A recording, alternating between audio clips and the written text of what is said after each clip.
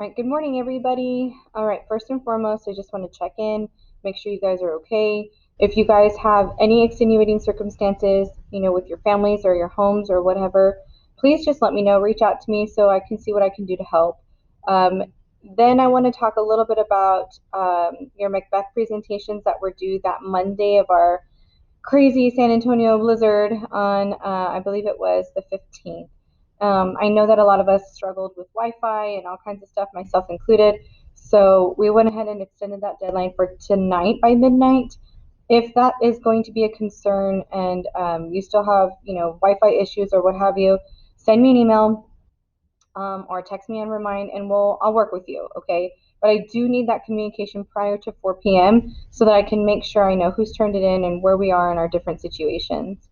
I also believe on Friday it was your deadline for dual credit for Apply Texas, but that has been extended because of our, situation last week. And so Northwest Vista has extended that to Friday the 26th. So if you haven't completed your dual credit requirements for Apply Texas, please make sure you make every effort to get that done this week. If you have further questions about that, you can email Ms. Cook. She is our advanced academics liaison between Brandeis and Northwest Vista, and she'll be able to give you a little bit more information on what you need to do to fulfill those requirements, okay? All right.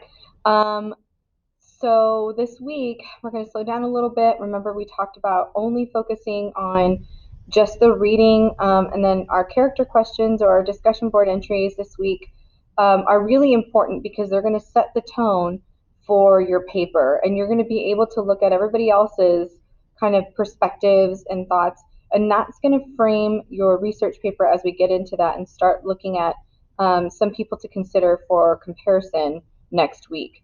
So I don't think at this point a lot of us have done the reading for Act 3, Scene 2 and 3. But it is really important that you complete that prior to completing your character discussion for today for Banquo. So if you click on the PDF, you'll be able to look through the color-coded notes just like we've done for every single scene. But I want to discuss those at length tomorrow to give everybody an opportunity to kind of catch up with their presentations and then just make sure they go through the reading today.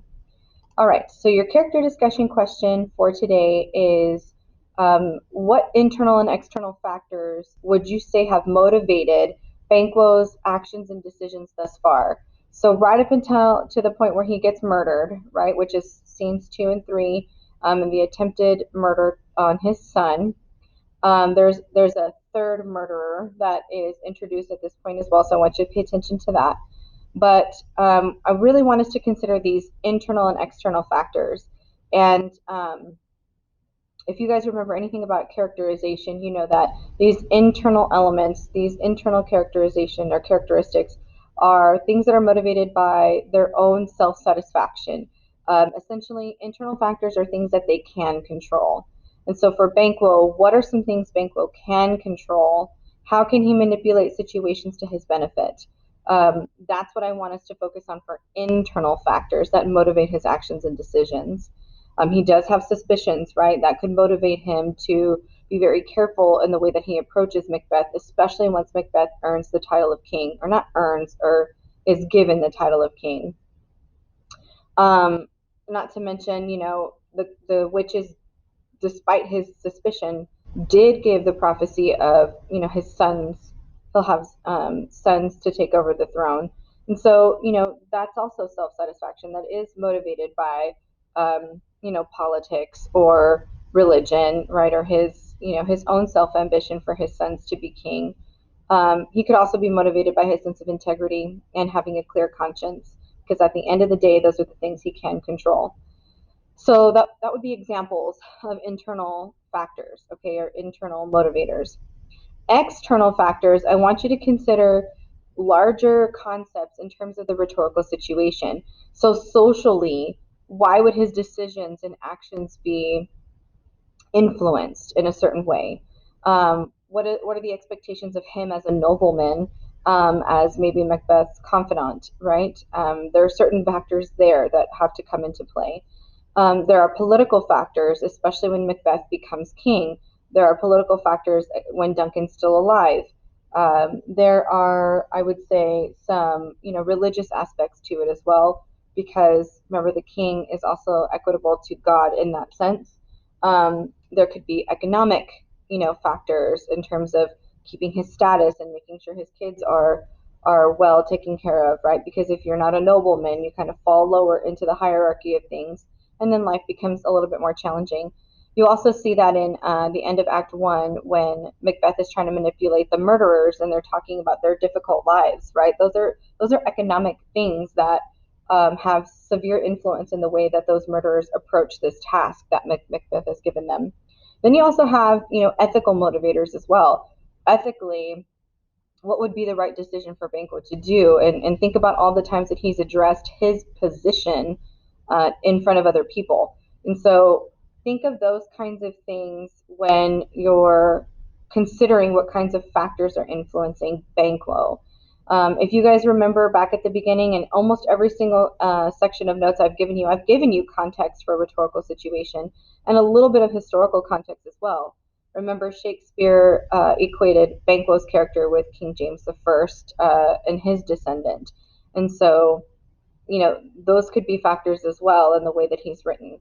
So you're really looking at the situation between characters. We're not really looking so much at Shakespeare's motivations for writing Banquo in a certain way, although those are context, but they could also explain Banquo's actions and decisions. Okay, so if we could do at least one minimum, and think about this larger situation within what's happening in Banquo's character thus far in the play, that would be your best bet. Okay, so just attempt it, just try, and then once you've submitted your response, start going through the rest of the discussion board and see, are you on the same wavelength as other people? Are you considering something that other people are not considering?